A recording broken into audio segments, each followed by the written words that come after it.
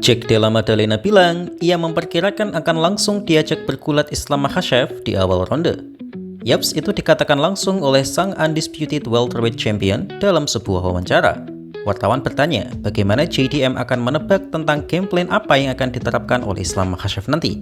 Apakah Makhachev akan mencoba strikingnya atau langsung menggunakan grapplingnya untuk mengincar takedown? JDM menjawab bahwa ia kesulitan untuk menebak apa yang akan dilakukan Makhachev nanti. Ya, ini wajar sih, mengingat Makhachev adalah salah satu dari segelintir fighter di UFC yang benar-benar berbahaya dari segala aspek.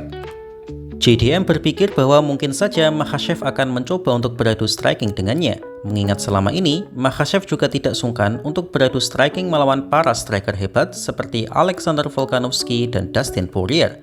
Namun JDM juga tidak mau bersikap naif mengingat ini adalah MMA bukan kickboxing. Ia juga memperkirakan bahwa Makhachev akan mencampurkan kemampuan grapplingnya dalam strikingnya. Yaps, inilah yang tidak banyak disadari oleh fans MMA.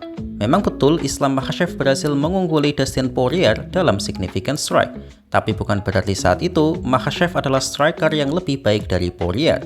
Dustin Poirier tetaplah lebih baik dalam hal striking murni, tapi Poirier tidak bisa lepas dalam beradu striking karena Makhachev dengan sangat baik mengkombinasikan kemampuan grapplingnya ke dalam strikingnya sehingga membuat fokus Poirier terpecah akan ancaman takedown Islam Makhachev. Dan memang sebagus itu Islam Makhachev dalam mencampurkan semua skill MMA sehingga ia disebut Joe Rogan sebagai salah satu MMA artis yang mengekspresikan MMA sesungguhnya. JDM juga memperkirakan bahwa Makhachev akan langsung mencoba untuk melakukan takedown dan belajar dari kesalahan fatal Belal saat melawan dirinya karena Belal saat itu banyak gaya dengan sok-sokan menjadi si paling Canelo Alvarez. Menurut saya ini adalah mental MMA artis banget sih. JDM sebagai sang juara tidak menganggap laga ini hanya adu striking ataupun grappling tapi seluruh elemen yang ada di dunia MMA. JDM memang sangat yakin bisa mengatasi Makhachev, tapi ia juga sadar akan bahaya seorang Islam Makhachev.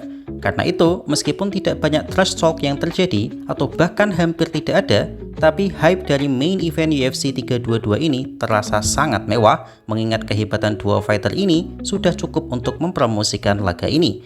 Ditambah, UFC secara khusus menuruti permintaan Makhachev untuk berlaga di Madison Square Garden, arena yang dianggap memorable untuk para fighter. Jadi bagaimana menurut kalian?